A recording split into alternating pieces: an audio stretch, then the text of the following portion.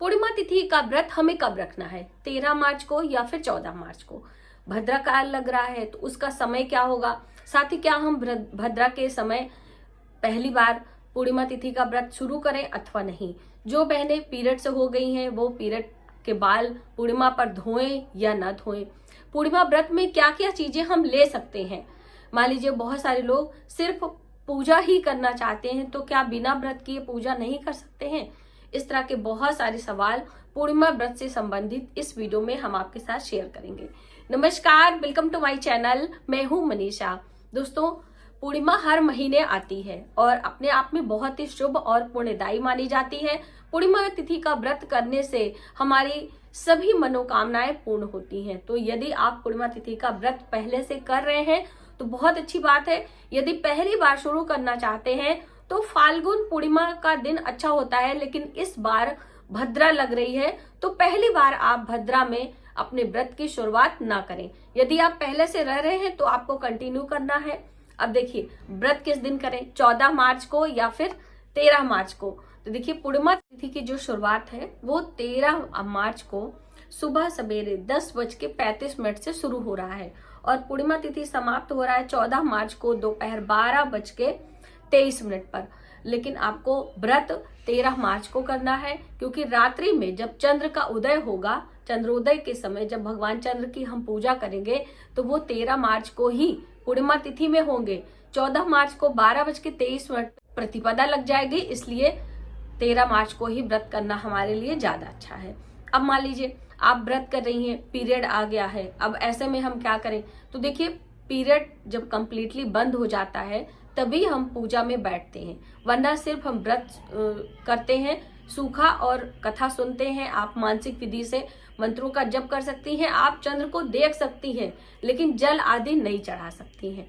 ठीक है, तो यदि आप पहले से व्रत किए हैं और पीरियड आ चुका है तो आप व्रत करें। पहली बार ना ही भद्रा में और ना ही पीरियड के दौरान, ना ही अशुभ स्थितियों में हमें व्रत की शुरुआत नहीं करना चाहिए। ये हमारे लिए अच्छा नहीं होता है। उस समय हमारे ग्रह हमारे अनुकूल नहीं होते हैं। इस वजह से आपको पूजा पाठ बहुत ही शुभ मुहूर्त में शुरू करना चाहिए। ठीक है, तो पहला आपका कंडीशन क्लियर हो गया।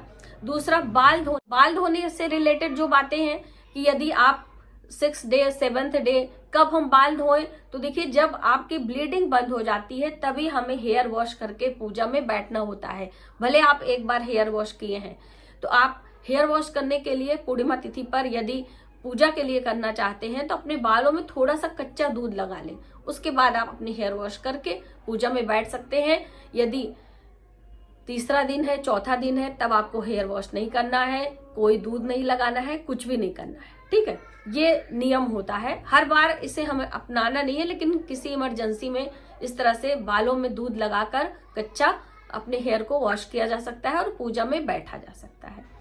जो बहनें व्रत कर रही हैं उनको पता है कि पूर्णिमा तिथि मीठा खा के ही व्रत करते हैं, ना ही नमक खाते हैं। अब जो लोग शुगर पेशेंट है या जो है, तो आप व्रत ना करें, आप सिर्फ सुबह पूजा उपासना कर ले, शाम को चंद्र का उदय होगा, उनको अर्घ आप दे सकते हो, लेकिन फिर व्रत ना करें। क्योंकि देखिए, व्रत में ज्यादातर नमक का त्याग किया जाता है। मीठा आहार, एक आहार आप ले सकते हो। चंद्रोदय के बाद आप हलवा, पूरी, सेवैयां ऐसा भी ले सकते हो, या फिर फलाहार की चीजें दिन भर लेकर बिना नमक के आप रह सकते हो। अब बिल्कुल भी नहीं रह जाता तो हम क्या बोले, आपको यही बोलेंगे ना कि आप बिना नमक के नहीं रहते हैं तो आप सिर्फ पूजा ही कर लें। ठीक है, क्योंकि देखिए, डायबिटिक लोग ज्यादा मीठा खाएंगे तो भी उनको परेशानी हो जाएगी।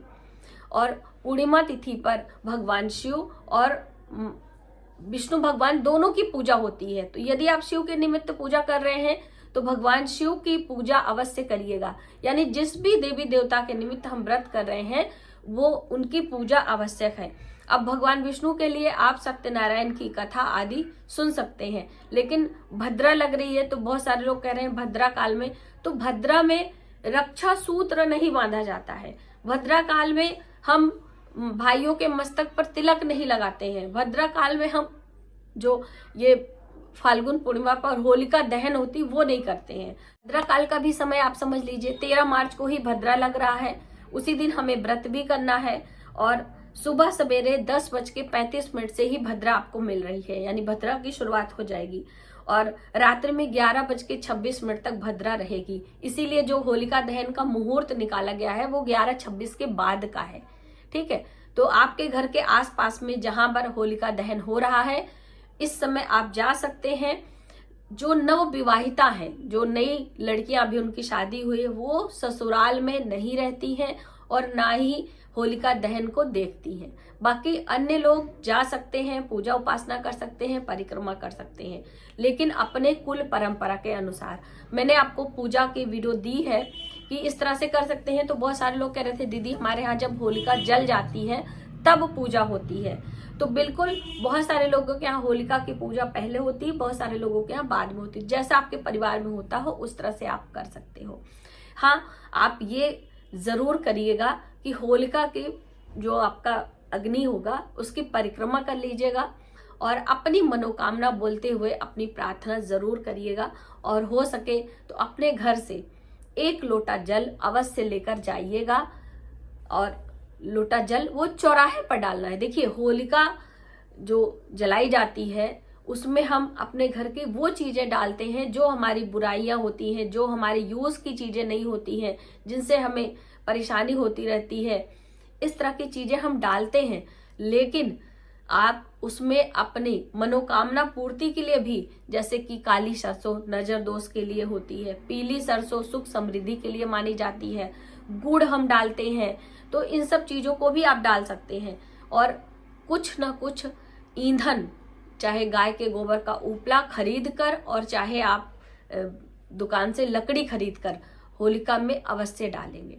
कहीं भी आपके घर के चौराहे पर, दूसरे चौराहे पर होलिका हो रही, घर में होलिका दहन नहीं करना है। बहुत सारी बहनों ने ये भी पूछा था कि हमारे घर से बहुत दूर है, तो आपको अपने घर में नहीं करना है। रावण दहन या फिर होलिका दहन हर वर्ष होता है, ऐसा थोड़ी कि हर चीज हम अपने घर में ही करने लगे। ऐसा करना आपके लिए शुभ नहीं होगा। और पहली बार व्रत ना उठाएं, फिर से हम आपको रिपीट कर रहे हैं क्योंकि इस बार भद्रा का भी साया है और दूसरे दिन ग्रहण लग रहा है, तो 14 मार्च को ग्रहण लगेगा। ठीक है, तो आप जो दान करना है, जैसे कि ग्रहण के बाद मैंने आपको दान बताया था, तो 13 मार्च को आप व्रत करें पूर्णिमा तिथि पर और 14 मार्च को आप चंद्र ग्रह से संबंधित चीजें दान कर सकते हैं। चंद्र ग्रह से संबंधित सफेद चीजें होती हैं, जैसे कि चावल है, चीनी है, दूध से बनी मिठाइयां हैं या दूध है। तो आप किसी भी निर्धन व्यक्ति को, सफाई कर्मचारी को 1 पैकेट दूध कुछ दक्षिणा दे दिया, या फिर खीर बनाकर आप दान कर सकते हैं। भगवान जी को भोग भी लगा सकते हैं, वो भी गौ माता को खिला सकते हैं। कहने का अर्थ है कि चंद्र ग्रह से संबंधित चीजें आपको दान करनी है। ठीक है, दिखाई नहीं देगा भारत में, इसके सूतक पातक का मान्य हमें नहीं करना है, जो कि मैंने लाइव सेशन में आपको बताया ही था सारी जानकारी। लेकिन फिर भी बहुत सारे लोगों को सभी वीडियोस नहीं मिल पाती है, तो आपकी सुविधा के लिए ये पूरी पूर्णिमा व्रत से संबंधित संपूर्ण जानकारी इस एक वीडियो में है। तो आप इस वीडियो को देखें और नियम पूर्वक अपने सभी कार्यों को करते हुए ईश्वर की कृपा प्राप्त करें। आज के वीडियो में बस इतना ही। यदि हमारी जानकारी आपको थोड़ी सी भी हेल्पफुल लगे तो प्लीज वीडियो को ज्यादा से ज्यादा लोगों में शेयर करें। आने वाली वीडियो के लिए सब्सक्राइब करें। मिलते हैं एक नई जानकारी के साथ नए वीडियो में। तब तक आप अपने परिवार का ख्याल रखें। जय माता दी।